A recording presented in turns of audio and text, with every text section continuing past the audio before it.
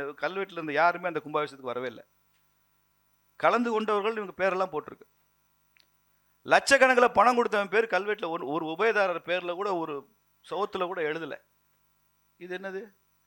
அப்போ நீங்கள் வரலாற்றையே கொலை பண்ணுறீங்களா இல்லையா? இன்னொரு 10 வருஷம் கழிச்சு இவங்கெல்லாம் சேர்ந்து அந்த கும்பாபிஷேகத்தை நடத்தினாங்கன்னு தானே மக்கள் நினைப்பான். அடுத்த தலைமுறை அப்படி தான் நினைக்கும். செஞ்சவன் பேரே இல்லை, அந்த நிகழ்ச்சியில் கலந்துக்காதவங்க பேர்லாம் இருக்குல்ல. அரசாங்கம் கோவிலில் போய் பண்ணுற அட்டூழியத்துக்கு அளவு இருக்கா இல்லையா?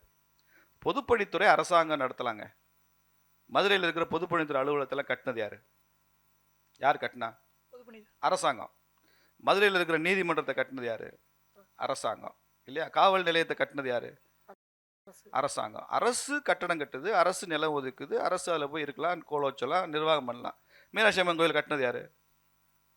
பாண்டிய மன்னர்கள். மக்களுங்க. பாண்டிய மன்னர் காட்டினார்னா பாண்டிய மன்னர் கூலி கொடுத்தா கட்டினாரு?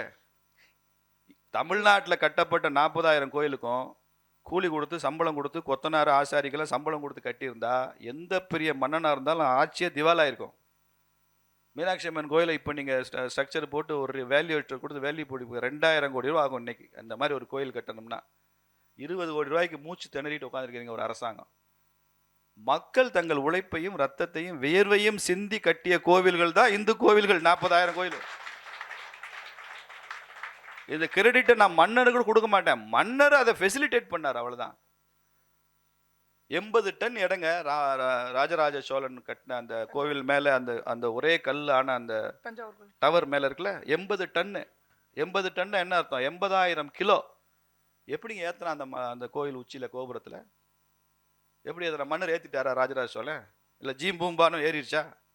மக்கள் எத்தனை 5 கிலோமீட்டருக்கு சாரம் போட்டிருக்கான், யானைகளை கட்டி கொண்டு வந்து இழுத்துருக்கான், அவ்வளோ தூரத்துக்கு பிரிட்ஜ் மாதிரி ரேம்ப் போட்டிருக்கான். அப்போ தான் அந்த டன் அங்கே போய் மேலே ஏறும். மக்கள் உழைப்பெல்லாம் விட இதுக்குள்ள சம்பளம் கொடுத்துருவார் ராஜராஜ சோழன். இங்கே திருமல் நாயக்கர் மீனாட்சி அம்மன் கோயிலுக்கு சம்பளம் கொடுத்தா கட்டினாரு.